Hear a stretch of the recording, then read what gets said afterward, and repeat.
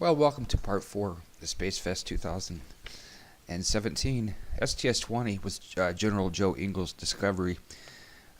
Beautiful launch. This was also his last, I believe. Maybe he had one more. Beautiful launch with the beautiful landing on runway 17 on the dusty lake bed at Edwards. Once again, what a great guy this guy is. Started out on the same lake bed with the X-15, and really looking forward to meeting him.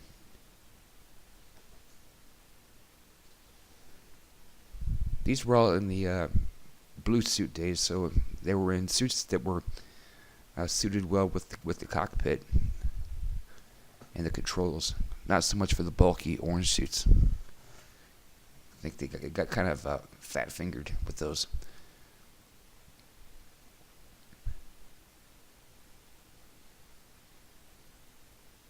And once again, one of the people that is going to be here, Charlie Baker, actually played a big role in all the landings out here at Edwards.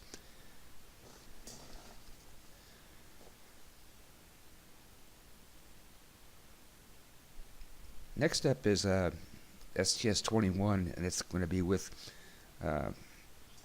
Colonel Bo with another reunion crew. This one also was the first flight, I think, of Jerry Ross, Colonel United States Air Force. So you had a colonel crew up here of Air Force colonels.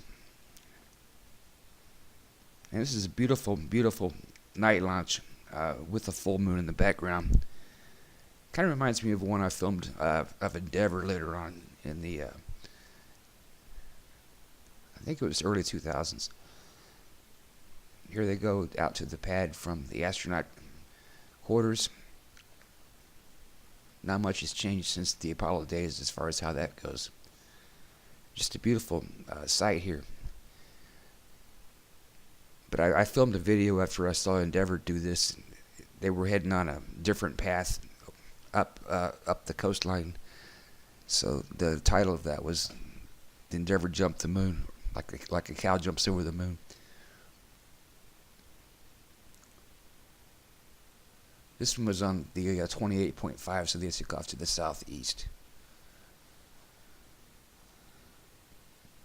One thing that the camera always misses that I'll be talking about it probably every time I see this for the night launches. You just kind of see like an orange reddish trail after the boosters separate from what's left of the very, very small chamber thrust coming out of the back of the shuttle and boosters.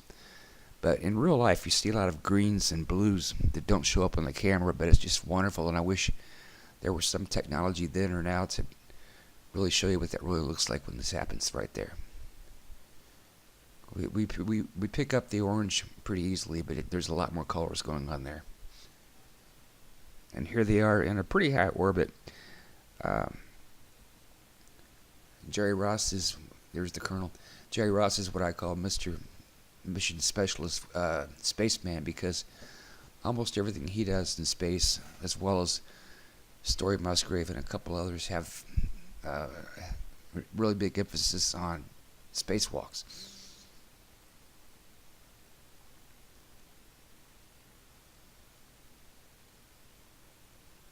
I think there was only one mission where Jerry Ross went up that didn't have a spacewalk involved.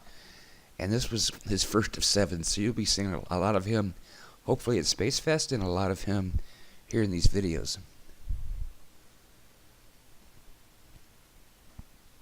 And I think 7 missions up to space is what he finally ended up with, and that's an awful lot.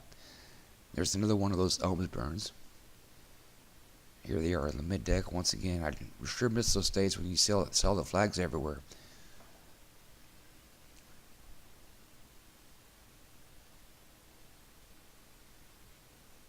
It's Jerry hiding up in the corner. And as predicted, spacewalk for something called Access. And this is a tower that they had built. They were just testing construction methods in space. Some of these towers actually had a radar connected to them. And I know one that had a Martian eye evidence on the flight actually discovered oil in places where we had never seen it using technologies available only from space.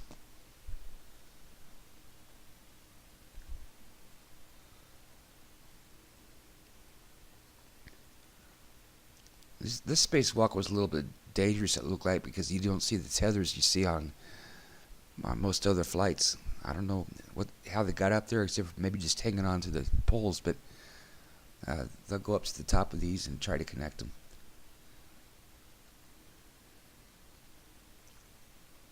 Jerry Ross was probably the best cinematographer of the program as far as what NASA released and let out there, so he was a really good photographer, so capturing stuff that everybody else saw but somehow didn't film, or like I said, maybe it just wasn't released. But here they are in the old suits, getting ready to come back. They were much more comfortable, but after the loss of Columbia, they decided to go with a different program.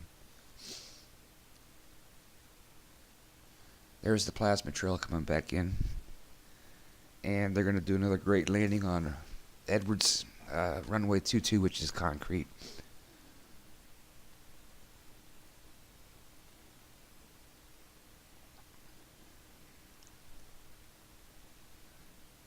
Next up, we're going to see a new shuttle, the newer shuttle, Discovery.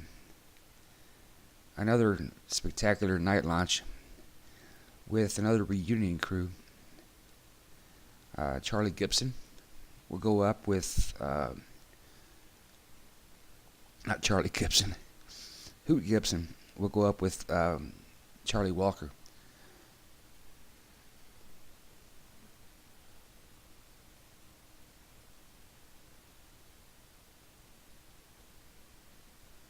Rod Navy.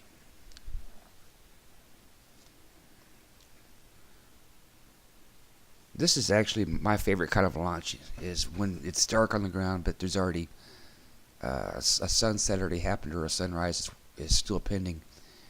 And in this case, the sunrise is pending, but you see exactly what you see from the ground. One of my best videos of this experience was STS-119.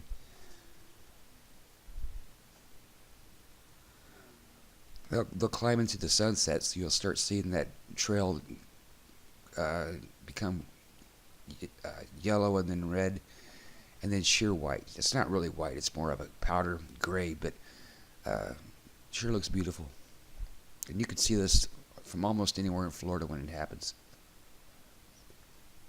At higher altitudes, after this happens and they separate the boosters, you can still see the shuttle, because they'll usually light up a ohms burn, and that will create a huge spray behind the shuttle as it goes into space. It's very visible. There's Charlie.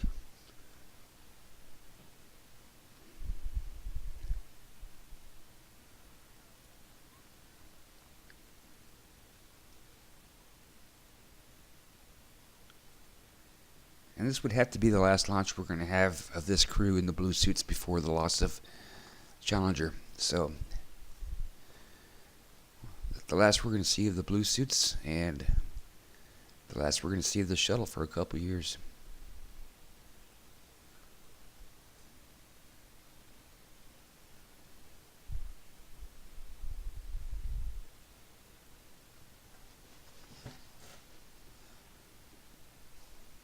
Charlie's specialty was systems and development for the payload bay, so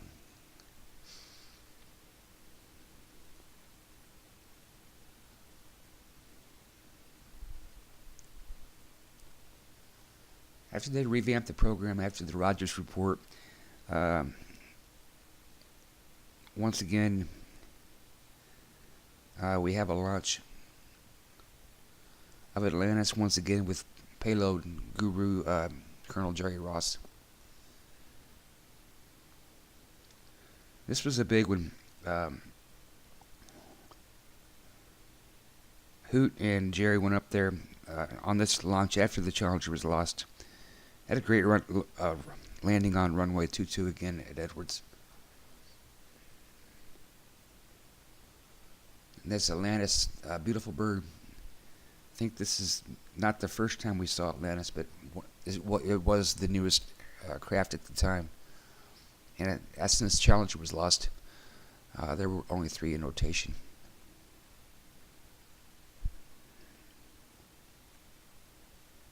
And one of those was usually out in California for maintenance.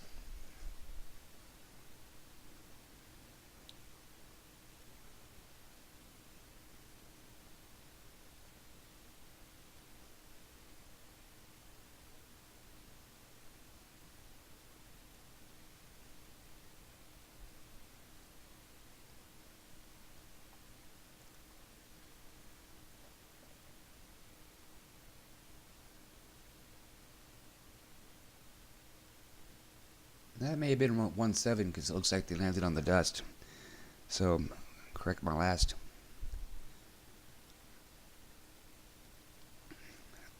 Next up will be Discovery. Once again, Navy Captain Bruce McCandless, the awesome spacewalker.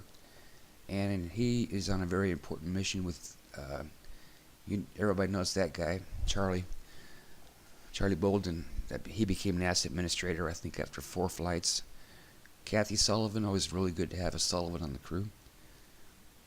And Captain McCandless, once again.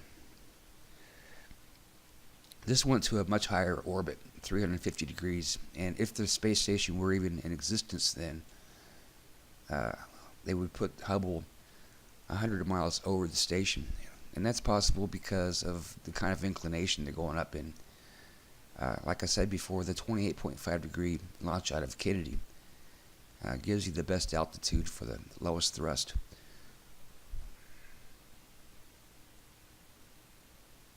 You can also carry heavier payloads, and believe me, this Hubble was not the heaviest, but it sure was one of the heaviest.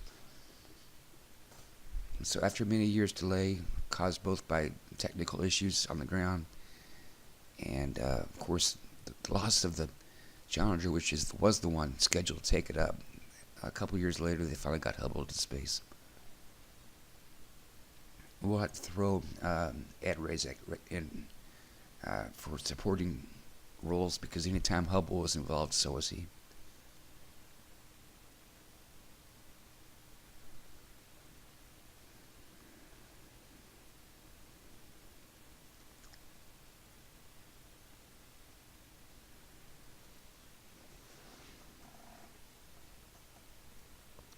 They had problems with some antennas, but this is the S-band on the shuttle.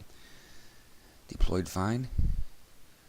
So they pulled Hubble out of the bay, and the next item was to release the solar arrays, which are still in use today, from what I understand. But they didn't want to come out, so what they had to do is, I think the first one came out, and space suits to the rescue, a spacewalk was performed, and they got the other one out. There's the stuck one, I think. It's supposed to be going out much further than that. But they go out and shake it loose and get it going.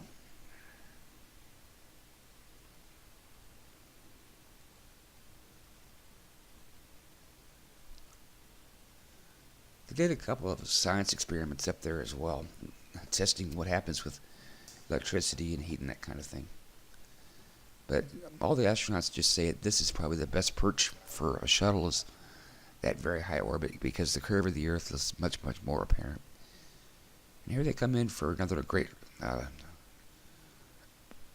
landing on runway 22.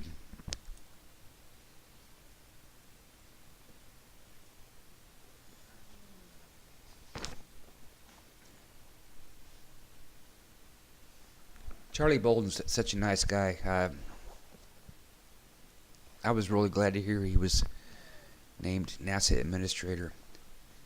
And many people here in town know him because he was the keynote speaker at this year's graduation commencement ceremony at the University of Arizona, where they have always had a lot of involvement with the space program in NASA. Them and ASU really lucked out with good contracts and facilities connected to NASA.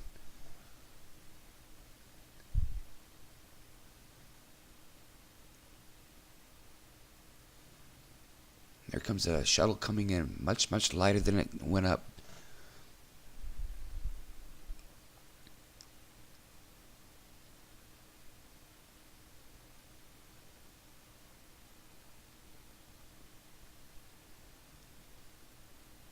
You really don't appreciate either Kennedy or Edwards just how much of a nosedive this thing's in by looking at it on TV, but it is coming in right in at a very steep angle, and then at this point it'll flare nose up and come in with enough energy to put the gear down and land safely. The reason you have to come in so fast just that's to maintain the pre-flare airspeed, because once you get into the lower atmosphere, this thing likes to slow down very quickly.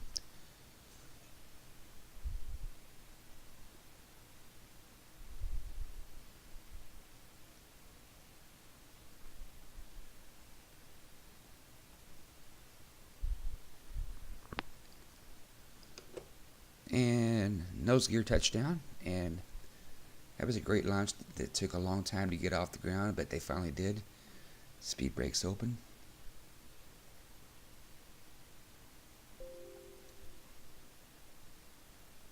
And this will be, I think, Vance Brand's final flight with the NASA program anyway. Like I said, he's one of the very few who had flown both the Saturn and Apollo capsules, and this will be his third time up in command of a space shuttle mission. And so he got to survive all the way through the orange suits as far as a NASA commander. Another beautiful night launch.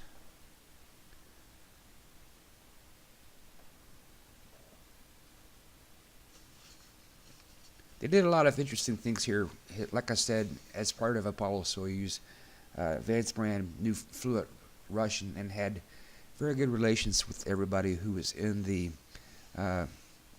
space program on the Russian or Soviet side, and so you can almost put a great emphasis, at least, of the fact that the space station even got up there on Vance Brand. And so another beautiful night launch out of Kennedy, and with him is once again Captain Bruce McCandless to show him which way is port and starboard.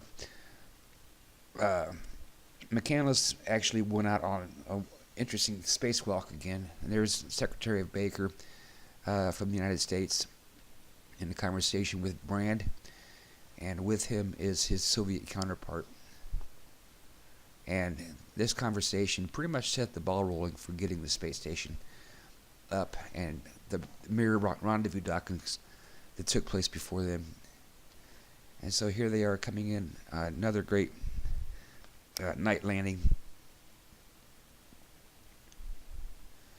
Beautiful night out there at Edwards. What you see that always kind of freaks out the reporters because they think the thing's on fire, blowing out smoke, is you see heat trail from the 3 APUs that are in operation powering the rudders and elevons and even the power systems on board. Once they close the payload bay doors and lose solar power. So once they hit the ground, you're going to start seeing in the tail section where the APU exhaust is. And that really happens on every flight, but you don't see it on every flight. If they land without APUs, they don't land. Auxiliary power units. Those are turned on shortly before launch, and they get turned off in orbit. They get turned back on before re-entry, and so that's what you see. You can also see the heat trail or the heat signature on the nose, and some of the trailing tiles behind that on the bottom for sure.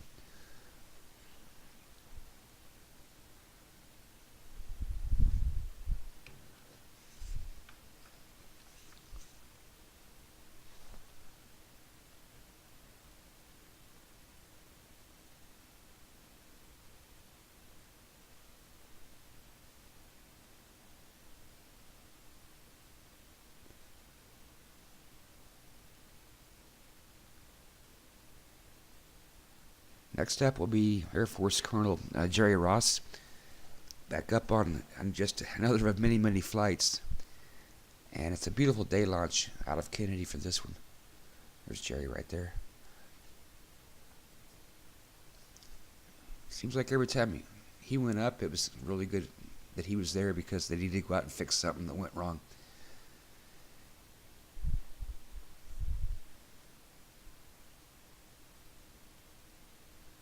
The satellite they brought up this time, I'll just call it the I Love Lucy satellite because that's what it looks like from the payload bay. But they had antennas problems and deployment problems, so they were in pure oxygen environment inside the cabin. They later changed that. They went to the airlock, suited up, then they went to that pure oxygen environment for several hours. And if you see this, that means they're on their way out. There's our satellite. It's got some antenna problems that are stuck, so he has to go out and get them loose.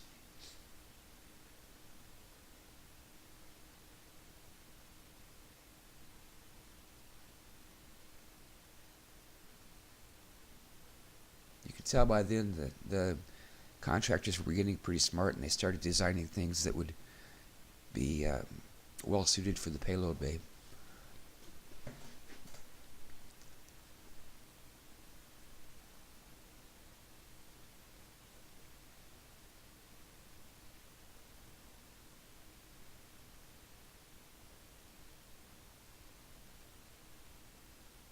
So there they go out to fix the solar array and to free some antennas, which this is kind of dangerous to do this with the antennas because once they spring free, they really spring free fast.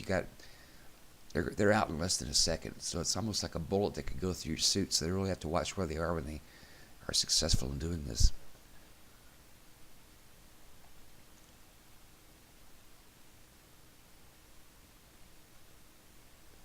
His daughter is designing spacesuits for NASA as well now.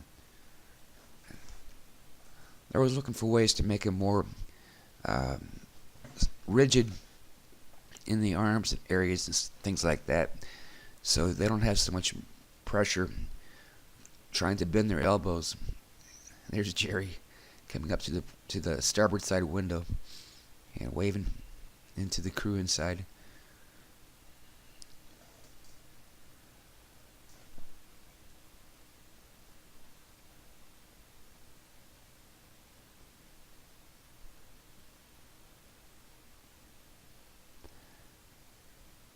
Coming in, there's some debris that you see, but they've evaluated that, and somehow they decided that was actually in the lens itself.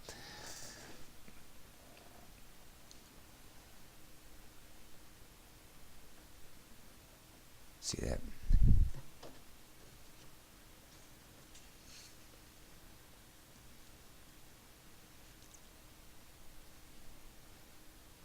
This is also the first test in space of a track that would later become an important part of the space station. And one thing, like I said, Jerry's really good at is cinematography, and you'll see that on the sunset coming up.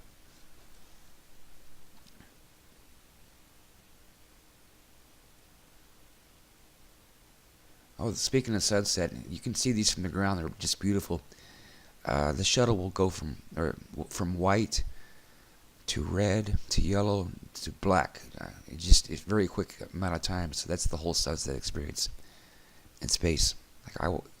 Every time I saw this, I grabbed it for the video I made.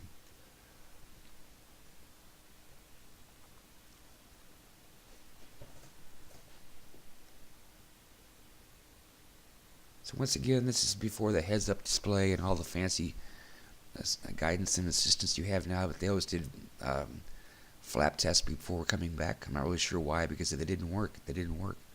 I guess you could go out there and with Jerry and free it up like he could everything else.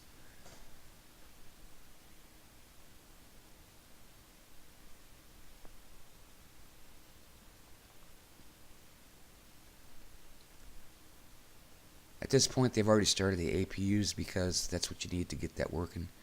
There's Jerry in the orange suit for the first time, I think.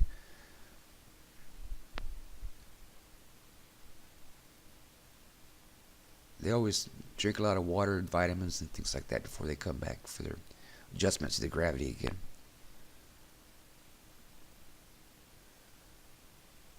There's the plasma trail, which Jerry was always very good at filming.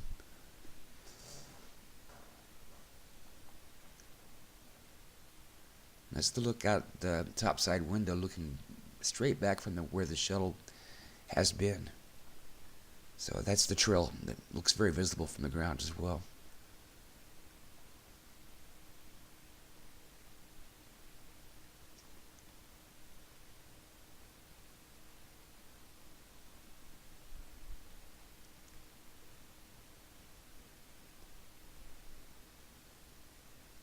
They're going to land in the dust on this one, Edwards 1-7.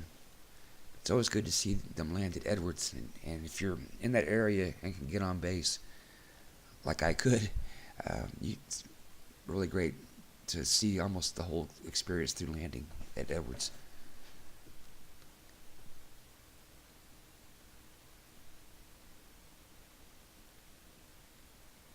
Let's just say there's no mango trees there like there are at Kennedy that blocks the view for spectators.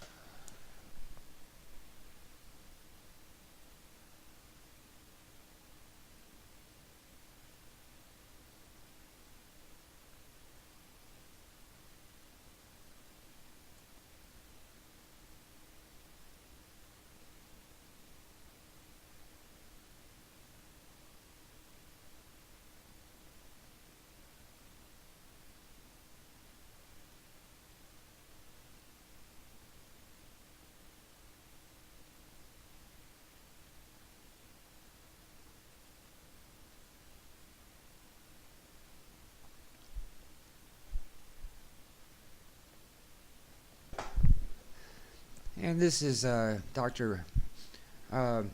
Ray Seddon's second flight up. First time in the orange suits, but she's the senior woman, showing a lot of rookies how it's done. So I think this one had 3 women on this flight, and almost everybody but her was a veteran of nothing, except for years of training. And it's a good thing she brought along all this help, because this time when they did all the blood draws and everything for this medical research mission in the space hab, she wouldn't be the one poked all the time. But by then she was the veteran on the flight, and showing everybody else the ropes. And beautiful launch once again. This reminds me very much of STS-134 with Mark Kelly. I was there for that one, and it punches through the clouds, and all you see after that is a plume going across the clouds. And they also saw the same thing from the air. They saw that the big line getting drawn across the sky from the shadow of the plume. And here's what they call the pipe. They don't call it that. They call it the AT once again, or access truck or something. This time, instead of going to the space walks, it goes into this huge lab that they built, just packed with science.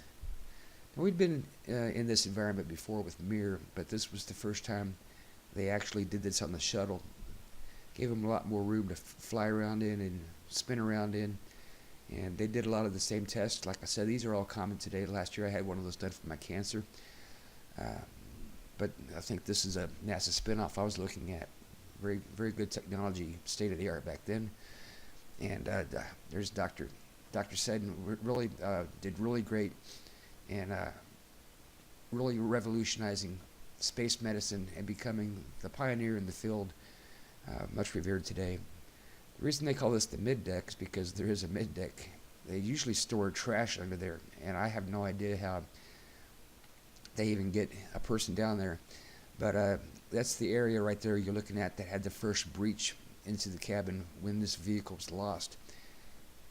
And so hot air came in from there, and next thing you knew, it went all the way through the cabin and blew out the windows, and the crew cabin broke apart very shortly after that, with the results all over Texas and Louisiana. I don't know if that was this space hab, but when Columbia was lost, it was also carrying yet another one of these missions. And so they also had to go find all the different parts from Space Hab and figure out what belonged to the shuttle and what belonged to Space Hab. They recovered an awful lot of the vehicle.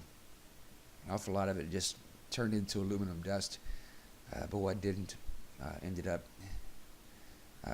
in pieces on the floor, but they could track back and reassemble what they had and what was still missing. There's still a lot missing. Uh, Here they are once again on runway 22 at Edwards.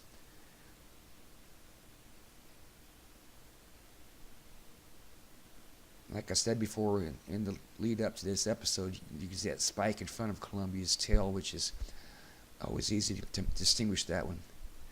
I never saw this particular one again, but they started using it for the astronauts to bring them out and give them a check over before they jumped out in different suits. Here's Captain Gibson again, United States Navy, on STS-50. This is the replacement shuttle, Endeavour. I think it may have been one of its first flights, and this one was built, like I said before, after the loss of Challenger. And there's a very famous Star Trek actress you'll see here as well. She's actually a real medical doctor, like Dr. Seddon is. Her name's Mae Jemison, I believe, but everybody knows her from Star Trek as a transporter officer. There they go out to the pad. This was a really fun mission. Like I said before, Columbia was one design. Challenger, Discovery, and Atlantis were yet another. But this is the next generation space shuttle. So it looks the same shape and everything, but it has a lot of updates they didn't think of when they built the first several vessels.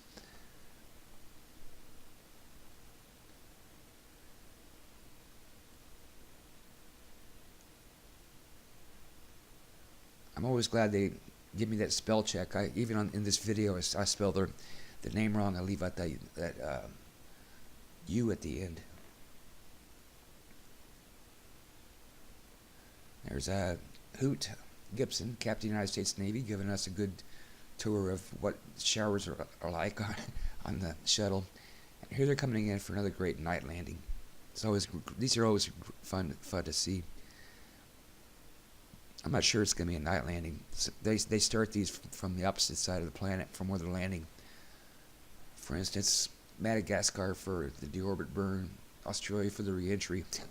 It goes like that, and finally on the other side of the planet, they finally come in off the entry interface TAM and into the hack at about Mach 4.2 down to just over the speed of sound at the hack.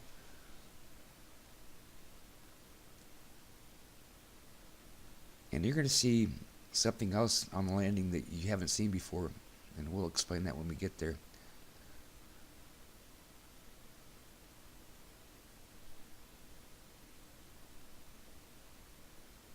All I have to say is they really took a look at STS-3, the one that Jack was on that landed at White Sands. When the nose started going down, then it went back into the air. And so they worked really hard on coming up with a system that would keep that from happening again, because you can almost flip the shuttle if you get it too nose high after you hit the runway.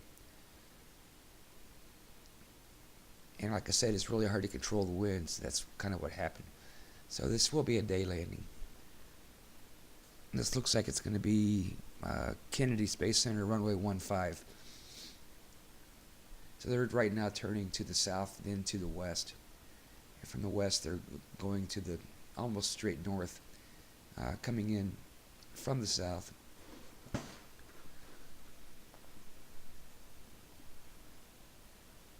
In the background is where I saw almost all the launches from. A couple of them to the left at the Banana Causeway. And here's what we're going to see for the first time. They put the main gear touchdown. And then as they rotate the nose down, the pilot will hit a button, and it explosively causes a hatch to come out of the back with a drogue chute. Next thing you know, there's this big, huge main parachute coming up behind there.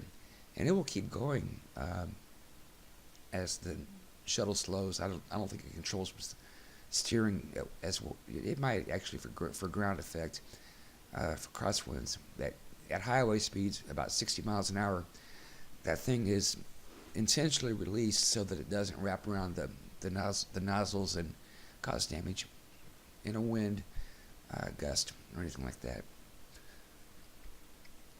And here we go with Columbia once again with Colonel Jerry Ross, United States Air Force, on yet another of his 7 space flights. 3, 2, 1, and they had to cut out. So they had to replace that engine and get out there again when everything looked ready again. It's a very scary thing when that happens. Like I said, you're sitting on fire and a lot of explosive fuel and venting oxygen and hydrogen. But this time they got it off. It takes 15 seconds to get that tower back from the cabin, and they have to run through that tunnel and then jump into escape, almost like a ski lift in reverse, and then slide down to a far distance.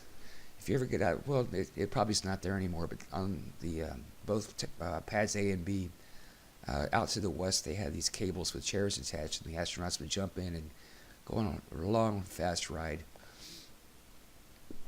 I just don't think there's any time, if anything's really wrong on the shuttle, to even get the door open.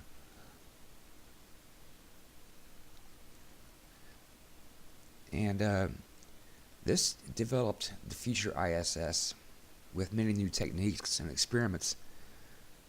And once again, Jerry, you really nailed those sunsets.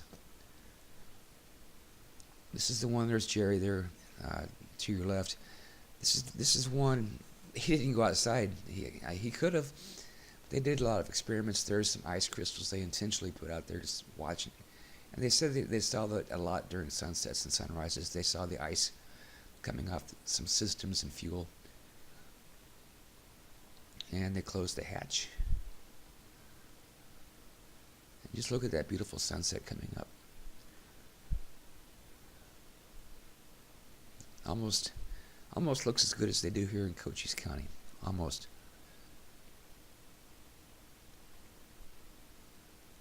And Columbia was also adapted. The tail section, they packed that parachute tightly under the cap and explosively released.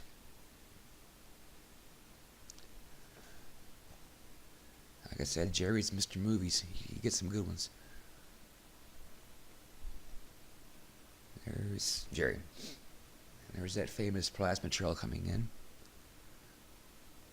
And Columbia will also use that braking chute.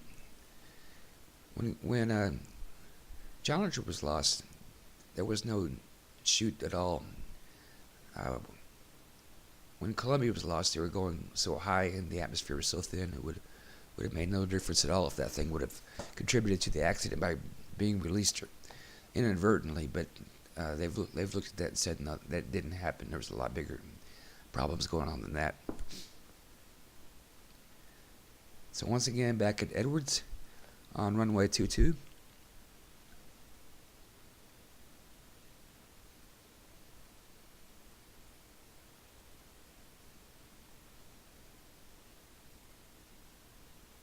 This is one of the most smooth landings I've seen in a while.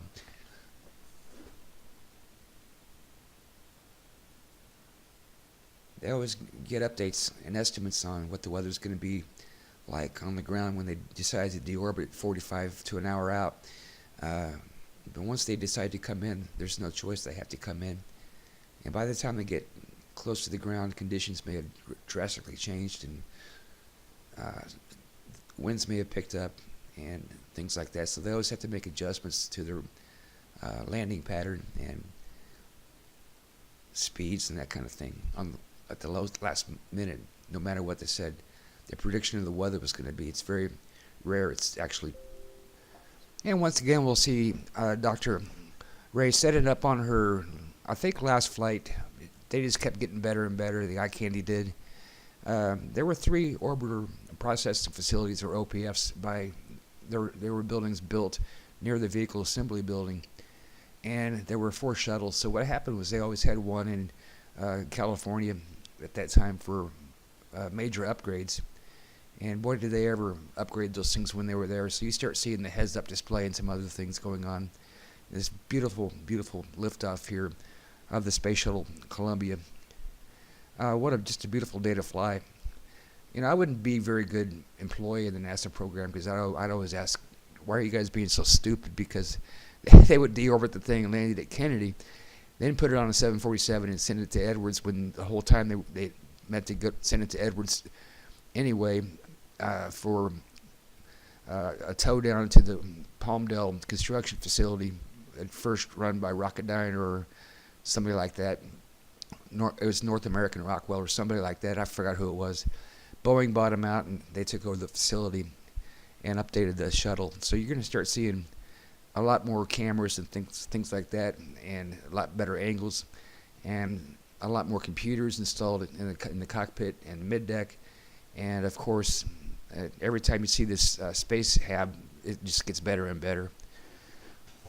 And there's actually, like I said, the pipe that goes out of the mid deck. They also have a hatch that can go out to space from there. So they also built later on another attachment to the pipe that it turned upward, and that's how they connected the shuttle to the space stations, both the Mir and the later International Space Station, as they even built it themselves. So here they are in either a new or highly updated space hab, just having a real blast up there. And as you can see, Dr. Seddon had just really completely packed that thing with experiments, and they were busy all the time. And this really gave a lot of ideas to NASA on how the space station op-tempo and workflow and that kind of thing would go, because I think they split this crew into two and always had half of them in the sleeping bags, half of them at work, and they would meet up for things like breakfast, that kind of thing, as a crew. But just what a really good time they had up there, and just what a advanced space laboratory they were developing here. Here they are carrying, I think that's either replacement parts or a water bag or something. They had a big thing for rats on these missions. I don't know why, but spend an awful lot of time with rats. And so here they are pulling rat supplies out, I think. And you can see what she does with these. It's all sealed. She'll take it around, and they have this thing that almost looks like 1950s nuclear sci-fi. The little glove, the Andromeda strain, I guess. They have these gloves that you can go in there and tend to the little rats inside there. And she's bringing supplies, water, whatever. They always wanted to keep the rat poop out of the cabin, so that's why they had such a containment system. The pilots in these days didn't really have much to do, so they spent their time on much more advanced computers than the APCs of the shuttle to simulate landings. So that's what they did when they were up there. They were always trying to keep busy, just making sure everything's in the right settings. The GPC, or general purpose computer, has forward redundancies, and they're always asking each other for checksums, make sure everything's lining up correctly. Here you see to the left, Cochise County, where you are. That's California, Southern California, out in the distance. And so welcome to Arizona. Here's the front range of the Rockies, so you can see Leadville and Vail and Beaver Creek and all that in the background, and Pikes Peak in the foreground. And here's New York City, back when the Twin Towers were still standing. And the Hudson, the future landing site of a Airbus. And here they come in for I think this could be Edwards 4, if I remember right. And they didn't blow a tire this time, so the doctor said was very happy about that. This is coming in as a very heavy vehicle because of all the weight in the back. They don't deploy it out into space like they do on a lot of missions when they carry heavy stuff up like the Hubble. So what they brought up, they have to bring down, and they have to consider that in the approach and landing, that they have all that extra mass on board. So it does land very heavy. You can start to see some of the changes in the cockpit over time as, like I said, they get back to Palmdale and make improvements. And in later missions, they spent their time making those improvements actually at the Cape. So here we are coming in on runway I'm thinking it's going to be 2-2 again. Yeah. And that will conclude part 4 of the Sullivan's Projects Spacefest 2017.